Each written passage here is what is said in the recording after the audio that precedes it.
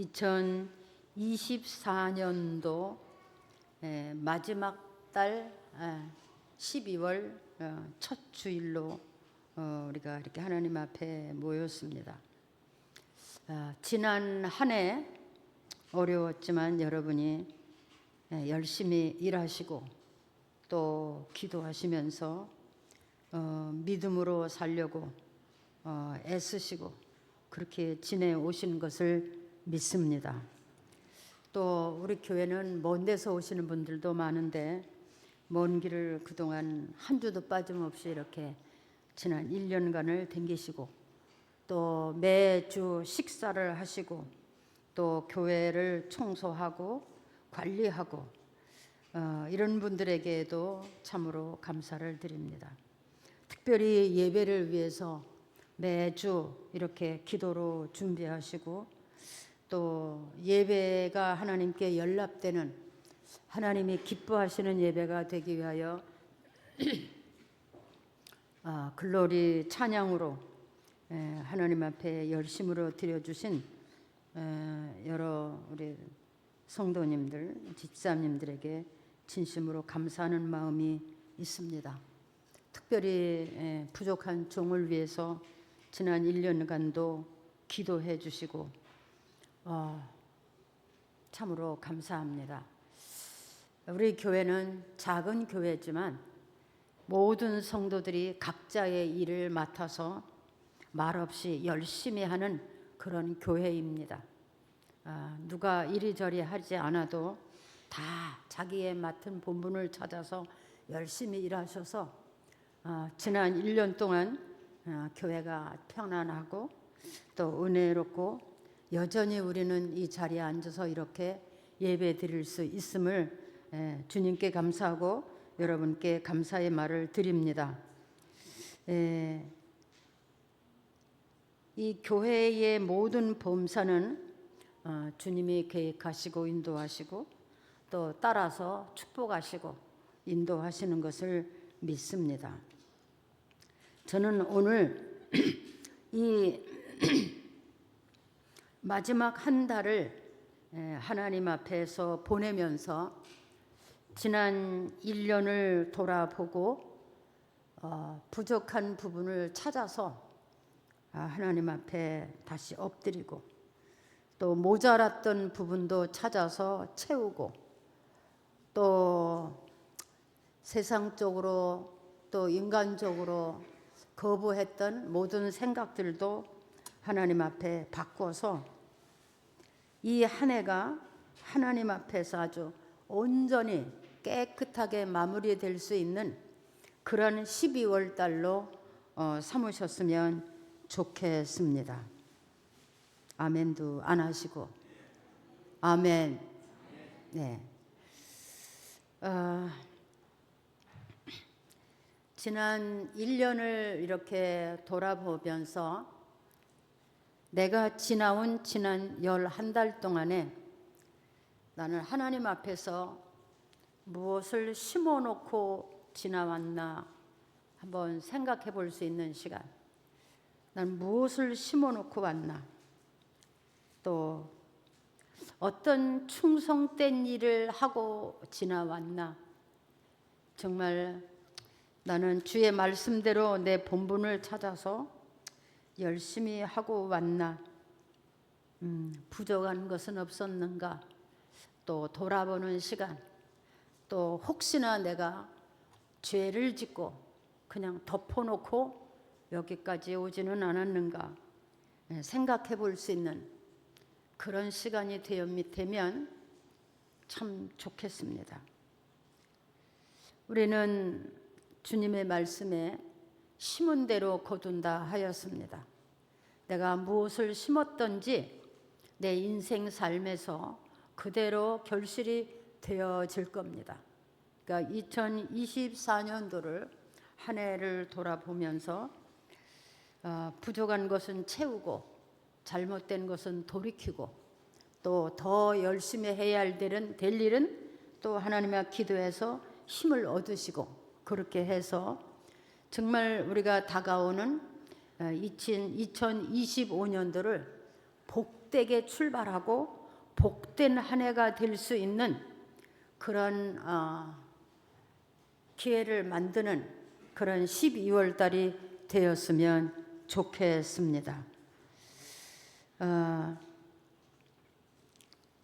사람이 평생을 살면서 모든 일을 마지막을 잘 마무리하는 것은 참 중요합니다. 아무리 열심히 산 것 같아도 그 마무리를 잘못하면 지난날의 삶이 헛될 수도 있고, 그러나 부족했지만 연약했지만 그 마무리를 아름답게 덕스럽게 하는 것은 참 귀한 일이라고 생각이 됩니다. 우리가 인생을 끝나는 건 아니지만 한 해 한 해를 보면서 하루가 있고 열흘이 있고 한 달이 있고 1년이 있고 이렇게 하나님은 시간 속에다가 이렇게 마무리를 할 수 있는 시간들을 많이 주셨습니다. 그래서 올 12월도 돌아보면서 하나님 앞에 엎드려서 한 해를 아주 잘 마무리해서 이 12월 달 달력을 딱 덮을 수 있는 그런 기회가 되었으면 좋겠습니다. 네. 그런 여러분 되었으면 좋겠습니다. 아멘. 네. 그래서 저는 오늘 본문의 말씀을 선택했습니다. 이 본문의 말씀은 예수 그리스도의 마음입니다. 사람은 어떤 생각을 하느냐에 따라서, 또 어떤 마음을 품느냐에 따라서, 어떤 행동을 하느냐에 따라서 그 마음이 결정됩니다. 그런데 실은 그 마음에서 우리의 삶이 결정되고, 그 우리가 품은 마음에서 삶도 죽음도 생명도 이르게 하는 것이 그 마음이라고 생각이 되어집니다. 우리의 마음은 만질 수도 없고 들여다볼 수도 없는 그런 기관이지만, 그 마음에서 우리를 생명으로 인도하기도 하고 죽음으로 인도하기도 하고 망하는 길을 선택하게 하기도 하고 복된 길을 인도하기도 한다고 저는 그렇게 생각합니다. 우리의 마음을 설명한다는 것은 사람으로서는 참 어려운 것이고 하나님으로서만 할 수 있는 일이라고 생각이 되어집니다.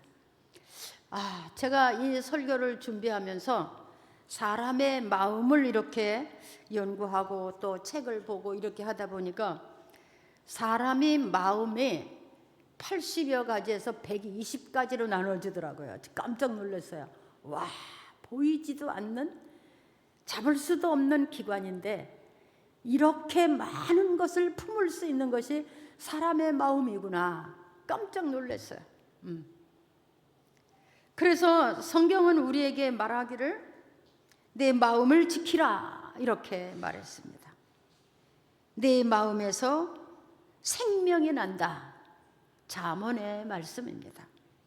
이렇게 많은 생각이 우리 안에서 지나가고 그 생각들이 우리의 인생을 주장하고 있다는 것은 엄청 놀라운 사건입니다. 그래서 잠언의 말씀에 내 마음을 지키라. 생명의 근원이 내 마음에 있다.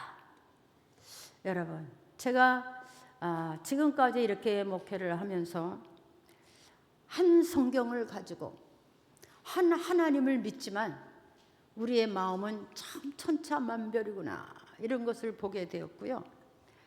은혜를 받았다고 해도 참 주님 안에서 한 마음 한 뜻 되기가 정말 어려운 것이다 이런 것을 많이 발견해 봤습니다.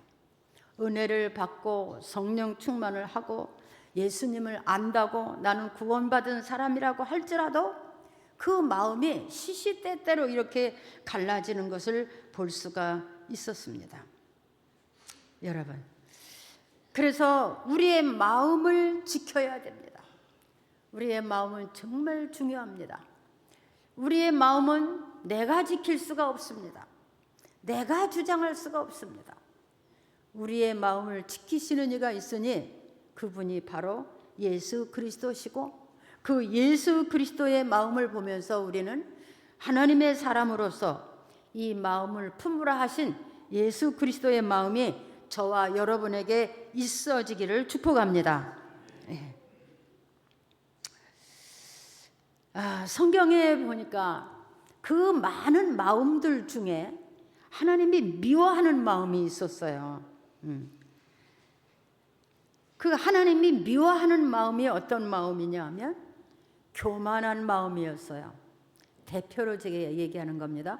하나님이 미워하는 마음이 있는데 대표로 교만한 마음이었어요. 이 교만한 마음을 원어로 이렇게 찾아봤더니 부풀리다, 자기를 막 이렇게 부풀린다는 거예요. 또 자고하다, 자기가 스스로 높아지는 거. 또 우쭐대다, 막 잘난 척을 하고 막 앞장서려고 그러고 막 이렇게 우쭐대는 마음. 또 자기를 자랑스럽게 여기다, 다른 사람을 존중할 줄 모르고 무시하거나 멸시하는 마음이다. 이렇게 사전에 보니까 기록이 됐더라고요. 교만한 마음이. 이 마음은 하나님이 미워하시는 마음이에요. 근데 이 마음에 하나님은 이렇게 말씀하셨어요. 피차가 손을 잡을지라도 멸망을 당할 것이다. 그러니까 교만한 사람끼리는 손을 잡고 결심을 하고 다짐을 해도 하나님이 그 길을 멸망하게 하신다는 거예요. 또 교만한 자의 집을 허신다 그랬어요. 교만한 사람이 집을 세우고 엄청난 부를 가졌어도 하나님이 그 집을 헐게 될 것이다. 잠언 15장인 말씀입니다. 또 이 교만한 사람은 패망의 선봉이 된다. 넘어짐의 앞잡이가 된다. 엄청 무서운 말씀이더라고요. 패역한 자의 집에는 가시와 올무가 있고 항상 괴로운 일이 떠나지 않는다는 거예요. 올무가 있어요. 어떤 올무에 이렇게 붙잡혀 있는데 본인이 모르는 거예요. 교만하고 자고하고 자기가 스스로 높이고 남을 무시하고 잘난 체하고 이렇게 하다 보니까 올무에 매인 것을 자기가 분별하지 못한다는 거예요. 그래서 어느 날에는 그 올무로 인해서 넘어지고 자빠지게 된다는 거예요. 무서운 얘기죠. 또 잠언 19장 29절에 보니까 심판을 위해서, 이 심판은 거만한 자를 위해서 예비한 것이다. 교만한 자, 거만한 자를 위해서 심판이 예비되었다. 이렇게 말했습니다.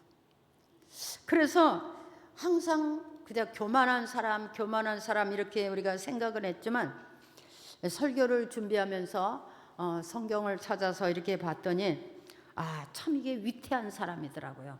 정말 위험한 사람이더라고요. 그러니까 어쩌다 보면 우리가 순간적으로 이렇게 교만한 마음을 품을 때가 있어요. 나보다 남을 낮게 여기지 못하고 남을 존중하지 못하고 무시하고 스스로 높여서 자고하고 또 우쭐대고 자만하고 자기가 가진 모른 부풀려대고 이런 것들. 근데 이런 사람은 누구냐? 갖추어지지 않은 사람이 갖추어진 것처럼 자기를 드러내는 거, 이게 교만이라고 합니다. 여러분, 그래서 참 걱정스러웠어요. 근데 반대로 하나님이 찾으시는 마음이 있었어요. 하나님이 기뻐하시고 찾으시는 마음, 대표로만 제가 말씀을 드리는 겁니다. 하나님이 미워하는 마음, 또 하나님이 기뻐하시는 마음이 있었는데 그 마음은 바로 겸손한 마음이었습니다. 한번 해보세요. 시작. 다시 시작. 겸손한 마음. 하나님이 이 겸손한 자를 찾으신다고 그랬어요. 그래서 생각해봤어요. 하나님이 겸손한 자를 찾으신다고 한 것은 그냥 우리가 쉽게 지나갈 수 있는 말이 아니에요. 그만큼 귀하다는 거예요. 겸손한 마음을 가진 사람이 그만큼 귀하다. 귀하고 많지 않다, 이런 뜻으로 볼 수 있어요. 찾으신다고 하는 것은 많은 것 중에서 골라내는 것을 찾는다고 그러는 거잖아요. 근데 하나님이 겸손한 자를 찾으신다는 거예요. 그리고 그 겸손한 자에게는 어떤 축복을 예비하셨냐 하면 함께 하신다. 겸손한 자는 하나님이 함께 하신다. 아멘. 다시 시작. 여러분, 우리가 세상을 살면서 가장 큰 축복이 뭡니까? 하나님이 함께하는 사람이에요. 이게 가장 큰 축복이에요. 가장 큰 축복으로 약속되어 있는 말씀이라고 생각됩니다. 하나님이 함께하는 사람, 하나님이 함께하는 사람은 세상에 당하지 못합니다. 하나님이 함께하는 사람은 모든 일이 형통합니다. 또 잠언 18장에 보니까 겸손은 존귀의 길잡이가 되느니라.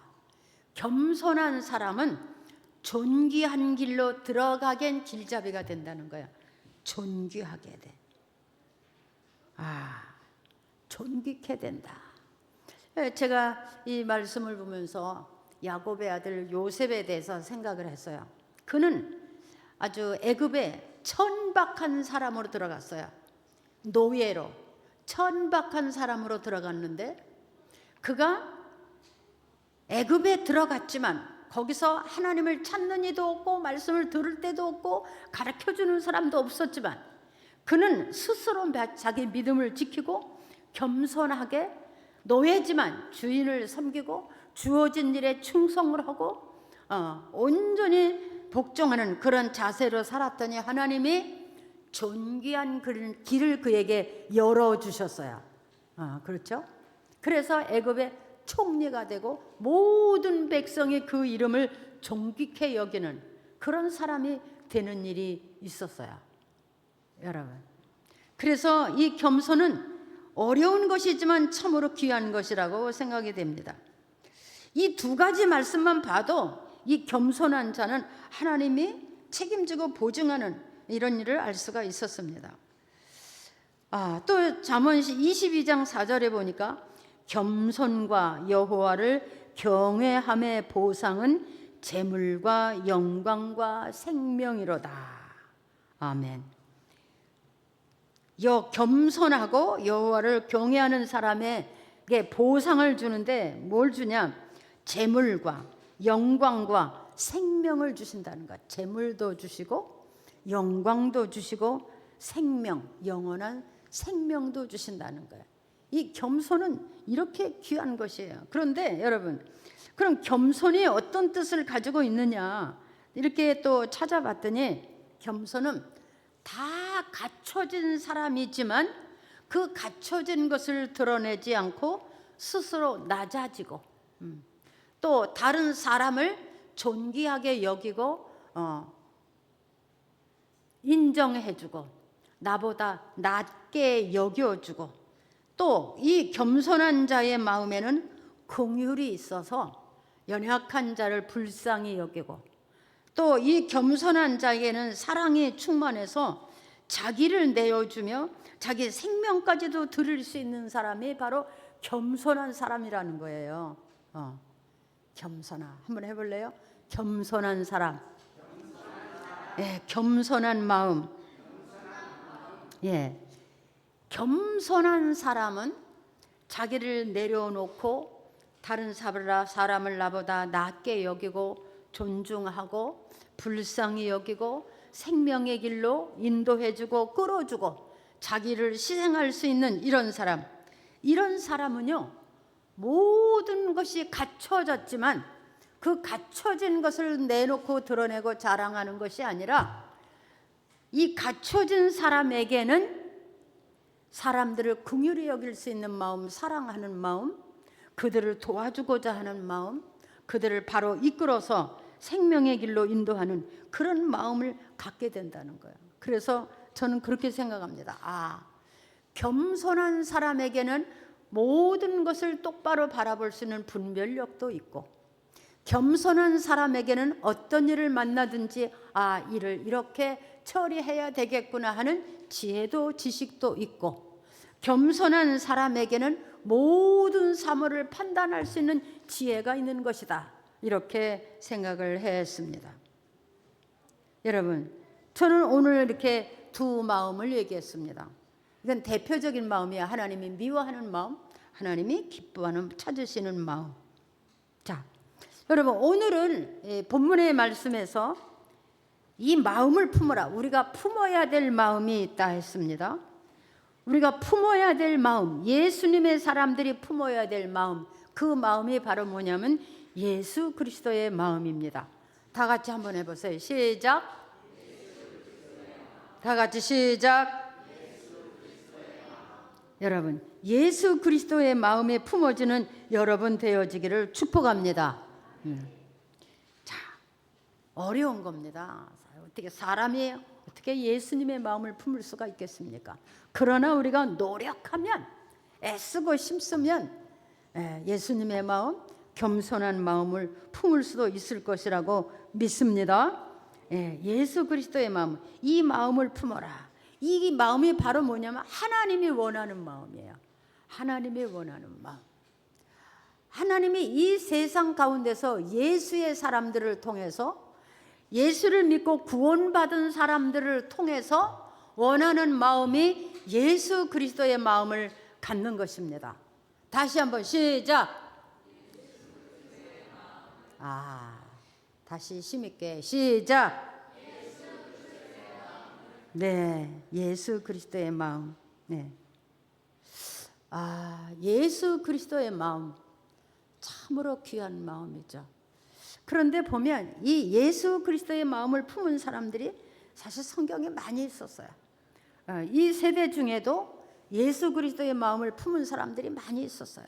그래서 예수 그리스도의 마음을 품은 사람들로 인해서 전 세계에 복음이 전파되고, 또 많은 사람들이 구원에 이르게 되었고, 또 빈부귀천 없이 예수님 안에서 기뻐하면서 신앙생활을 하는 사람이 온 땅에 충만해져 가고 있다, 저는 그렇게 믿습니다. 우리가 그런 신앙생활이 되어진다면 하나님이 엄청 기뻐하시고 엄청 큰 상급을 우리에게 준비하실 것을 믿습니다. 예수님은 오늘 근본 말씀 그대로 근본이 하나님이셨어요. 그는 본체가 원래 하나님이셨어요. 그래서 신약 성경에도 보면 제자들이 하나님을 보여달라 이렇게 말할 때 나를 본 자는 하나님을 본 자라고 이렇게 말했습니다. 그러니까 예수님은 하나님의 본체신데, 하나님이신데 그 모든 것을 다 내려놓고, 그러니까 하나님과 동등됨을 여기지 아니하고 자기의 생각과 자기의 뜻과 자기의 계획 다 내려놓으시고 아버지의 뜻을 따라 순종한 마음이에요. 순종한 믿음. 할렐루야.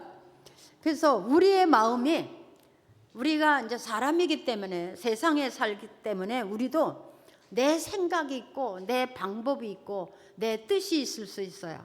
그런데 우리가 예수님 안에서 부름받고 구원받은 사람이라면 내 뜻, 내 방법 내려놓고 그분의 뜻을 따른다고 해서 절대 잘못되지 아니할 것을 믿습니다. 네. 내 뜻과 내 방법과 나의 모든 것을 좀 내려놓고 아버지의 뜻을 따라서, 나를 구원하신 예수님을 따라서 살아간다고 하면 그 마음이 바로 주님이 기뻐하는 마음, 하나님이 기뻐하는 그런 마음이 될 줄을 믿습니다. 근데 이렇게 우리가 목회 생활을 하다 보면 이 예수님은 근본 자체가 하나님이신데도 자기를 내려놓고 하나님과 동등됨을 여기지 아니하고 자기를 내려놓고 사람으로 오시고 죄인의 형상으로 십자가를 지시고 죽기까지 하셨다. 이게 예수님의 마음인데요. 근데 보면 하나님보다 높은 사람이 많아요. 예수님도 자기를 다 내려놓고 죄인의 형상을 입으시고 아버지의 뜻을 따라 죽으셨는데, 사실 보면 하나님보다 높은 사람이 많아요. 신앙생활 하는 사람들 중에, 예수를 믿는다고 하는 사람들 중에 하나님보다 높은 사람 많아요. 하나님의 뜻보다는 내 뜻이 더 중요한 사람 많아요. 하나님의 원하는 방법보다는 내 방법을 앞장 세우는 일들이 사실 너무 많아요. 예수님은 자기를 다 비우셨다 그랬어요. 여러분, 그릇을 깨끗이 비워야 다른 것이 들어갈 수가 있는 거예요. 우리는 질그릇이라고 구약 성경에 비유도 되어 있어요. 그릇이 깨끗이 비워져야 돼요. 예수님이 그가 본체가 하나님이시고 근본이 하나님이신데 하나님과 동등됨을 여기지 아니하였다. 그게 예수님의 마음이에요. 우리의 신앙생활, 우리가 신앙생활 하는 사람, 우리도 그런 마음이 돼야 될 줄 믿습니다. 내 방법, 내 뜻, 내 생각, 이런 것이 하나님 앞에서 다 내려놔지고 오직 하나님이 원하시는 말씀을 따라 순종하는 그것이 바로 예수님의 마음을 가진 사람이라고 믿습니다.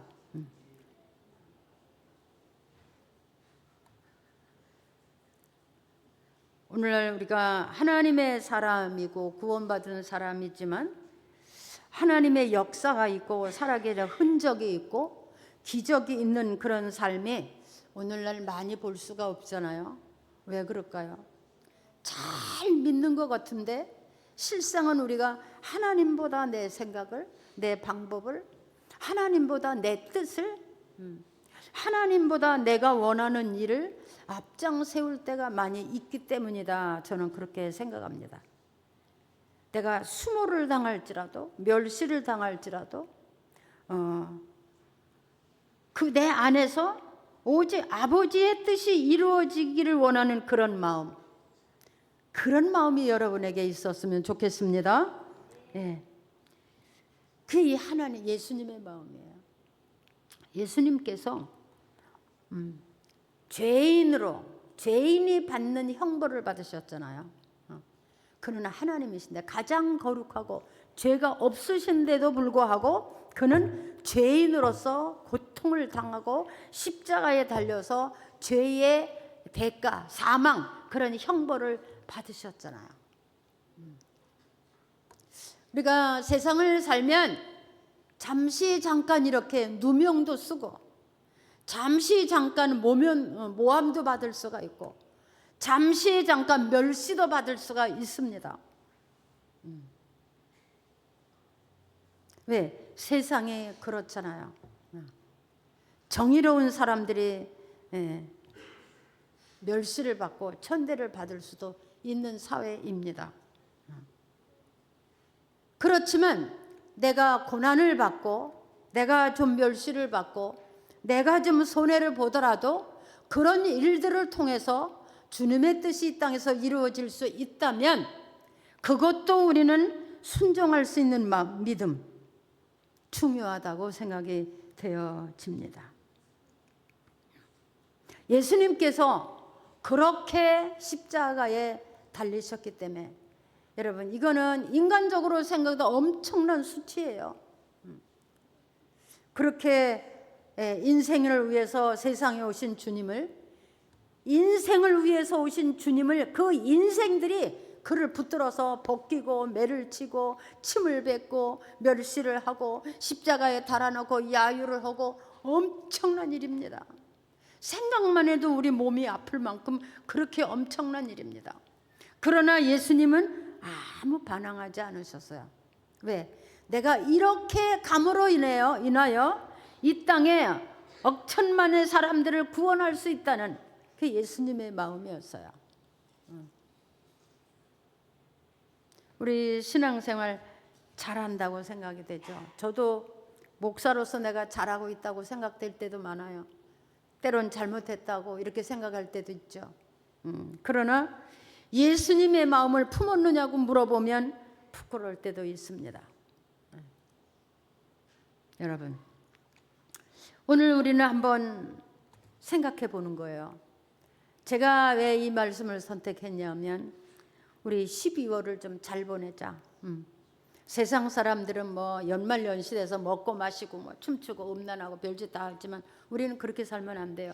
이 12월 달은 철저하게 하나님 엎드려서 지난 1년을 돌아보고 잘못된 것은 고치고 또 회개하고 또 새로운 계획도 세우고 새로운 것도 은혜 아래서 바라보면서 이렇게 이 해를 다 마무리하고 그리고 새롭게 새해를 맞이할 수 있는, 그래서 2025년도에는 하나님이 기뻐하고 하나님이 축복하는 그런 삶을 힘있게 능력있게 자신있게 살아갈 수 있는 계획을 하기 위해서 제가 오늘 이런 말씀을 드리는 겁니다. 우리 좀 낮아지고 또 겸손해지고 또 긍휼의 마음을 가지고 사랑하는 마음을 가지고 엎드려서 하고 싶은 말도 좀 참고 분해도 좀 억울해도 참고 조금 힘들고 어려워도 참고 엎드리면서 주님을 바라볼 수 있는 그런 한 해가 되었으면 좋겠습니다. 그렇습니다. 예수님께서 그렇게 하셨기 때문에 저도 여러분도 오늘 구원받을 수 있었습니다. 하나님의 사람이 될 수가 있었습니다. 예수님께서 그리 하셨기 때문에. 그는 하나님이셨잖아요. 그것이 인간적으로 생각하면 얼마나 힘든 일입니까? 그런데 주님은 말없이 그 길을 가셨어요.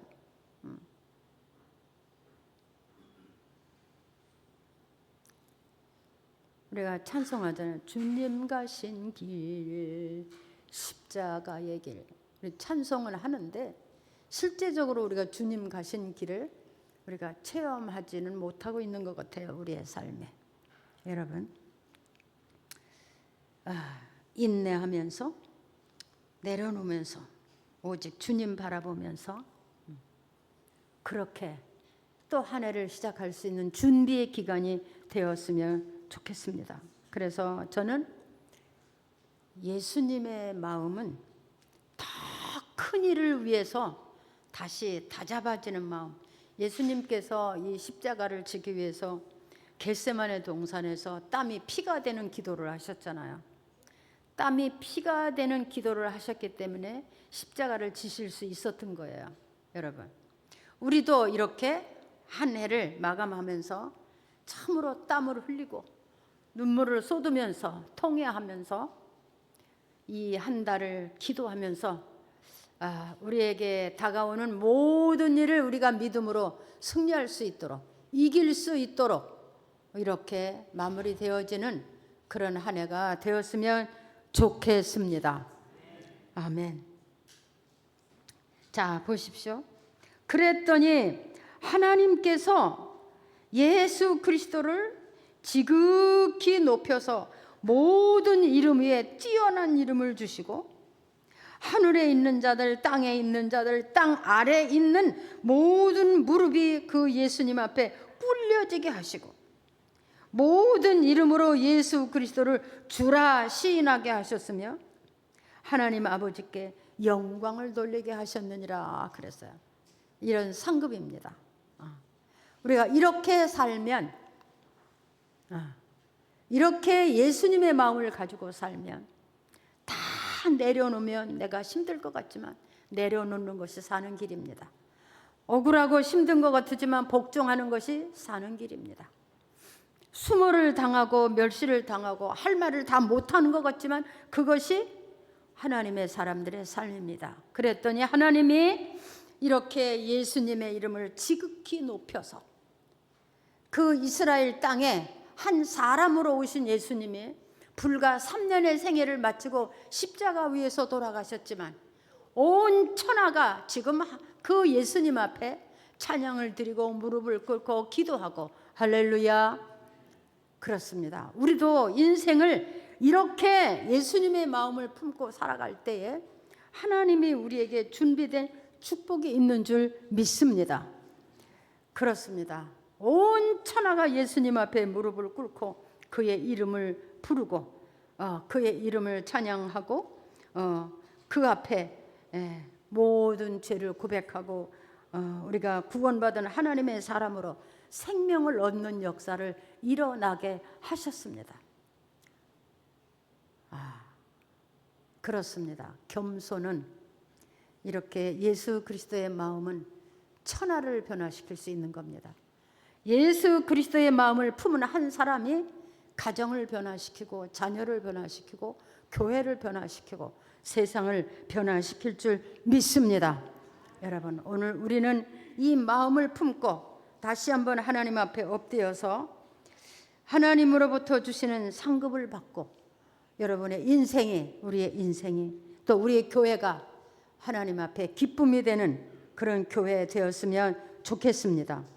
여러분의 자녀와 또 여러분의 경영하는 모든 일에 하나님이 축복하실 수 있는, 역사하실 수 있는 그런 삶이 준비되는 여러분 되어지기를 축복합니다. 축복합니다.